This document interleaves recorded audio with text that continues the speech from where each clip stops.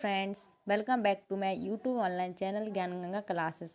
तो आज मैं आपको लेकर आई हूँ एमपी बोर्ड के प्री बोर्ड के क्लास 12th है कि प्री बोर्ड के सॉल्यूशन, जिसमें आपको सब्जेक्ट हिंदी का ये सॉल्यूशन है।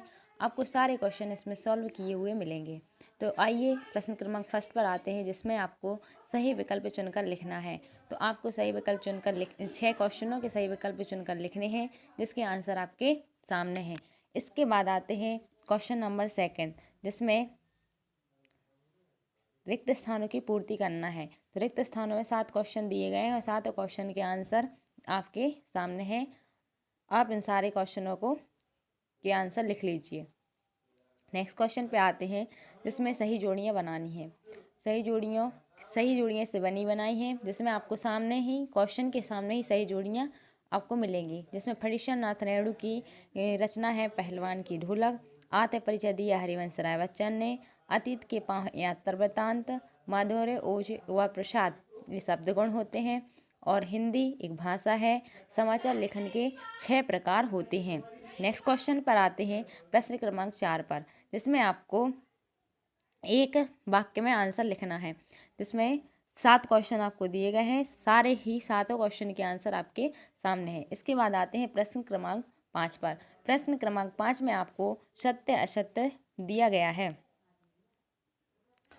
सत्य असत्य में आपका फर्स्ट नंबर में सत्य है, सेकंड में भी सत्य है, थर्ड में सत्य है, फोर्थ में सत्य है, फिफ्थ में असत्य है और सिक्स्थ में भी सत्य है।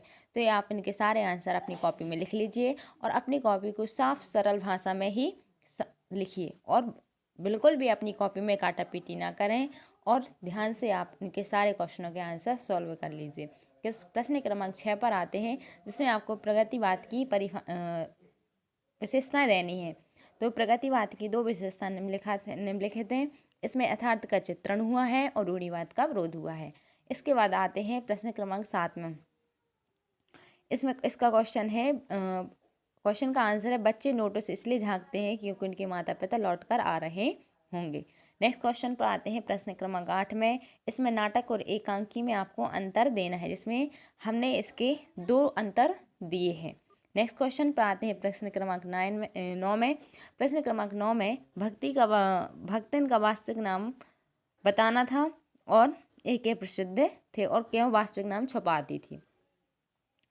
इसके बाद प्रश्न क्रमांक 10 दिया है, प्रश्न क्रमांक 11 दिया है, प्रश्न क्रमांक 12 भी दिया है।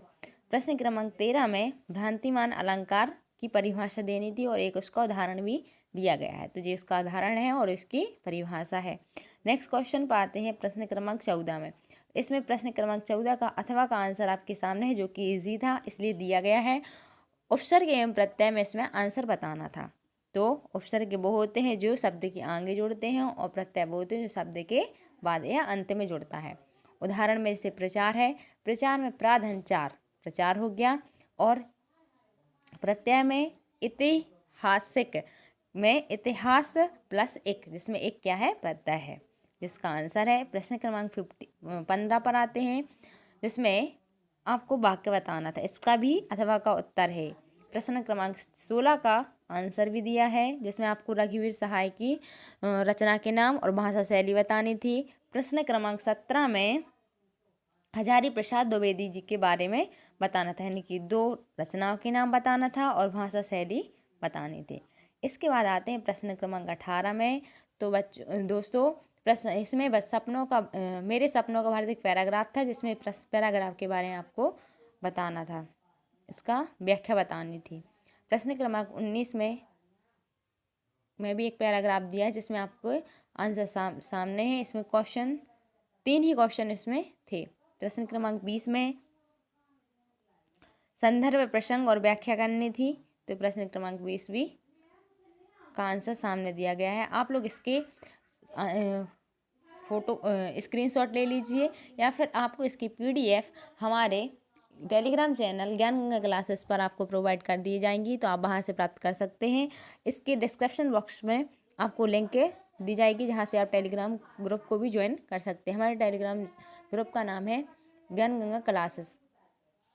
और इसके आगे की वीडियो फिजिक्स, केमिस्ट्री और मैथ्स की वीडियो भी आपको अपलोड कर दिए जाएंगी, तो आप उसको भी देख सकते हैं और सारे क्वेश्चनों के आंसर लिख सकते हैं। Thank you.